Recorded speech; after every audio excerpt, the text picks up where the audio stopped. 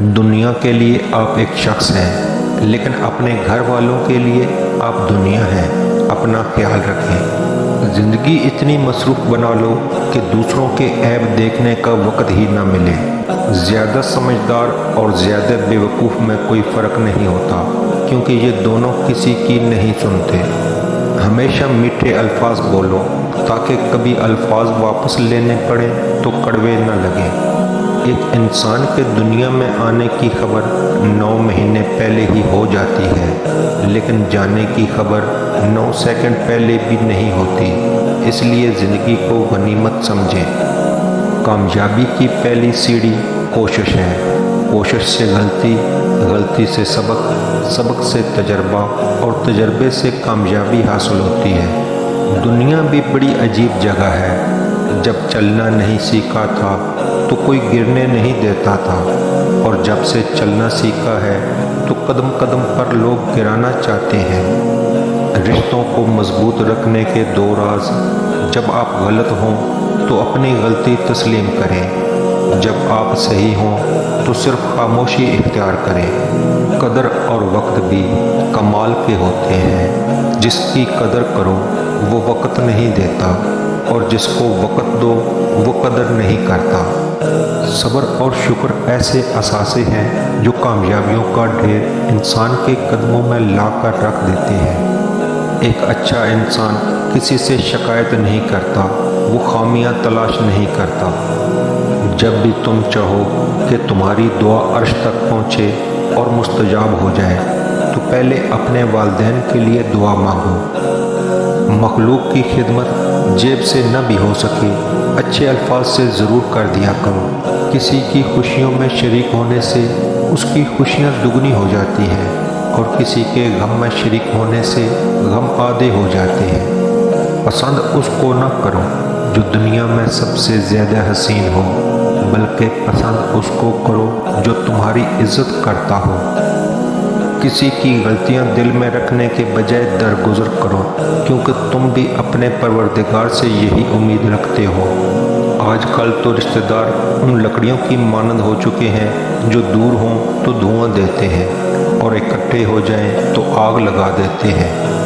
کم ظرف انسان دوسرے سے لیا ہوا ہیرا بھول جاتا ہے، لیکن اپنا دیا ہوا پتھر یاد رکھتا ہے۔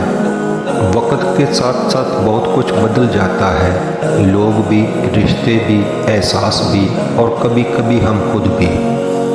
اپنے اندر اتنی ہمت پیدا کریں، کل آپ جن کے لیے مذاق تھے آج آپ ان کے لیے مثال بن جاؤ۔ ہمارے تعلیم یافتہ ہونے کی کیا حیثیت رہ جاتی ہے جب ہم چلتی گاڑی سے کچرا پھینک دیں جسے آخر کار ایک ان پڑھ نے ہی اٹھانا ہو۔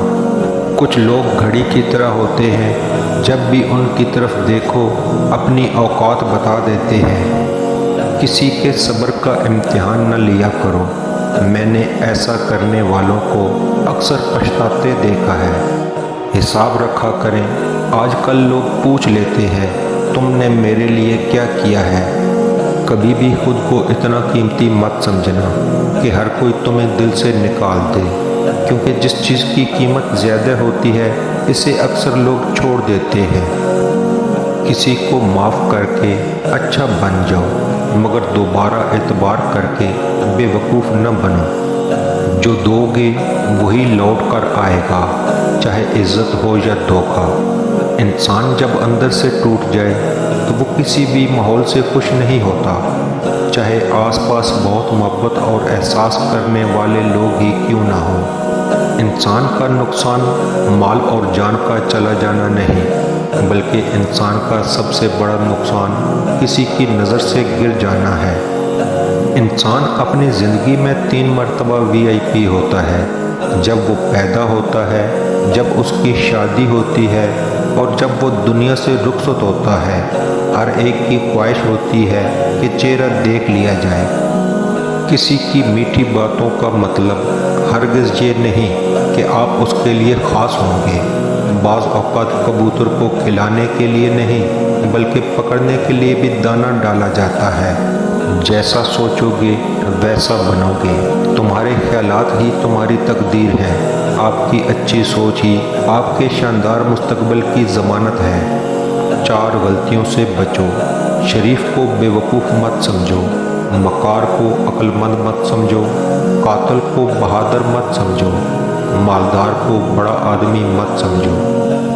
لوگوں کو آپ میں تبدیلی نظر آ جائے گی، لیکن اپنا وہ رویہ نظر نہیں آئے گا جو اس تبدیلی کی وجہ بنا۔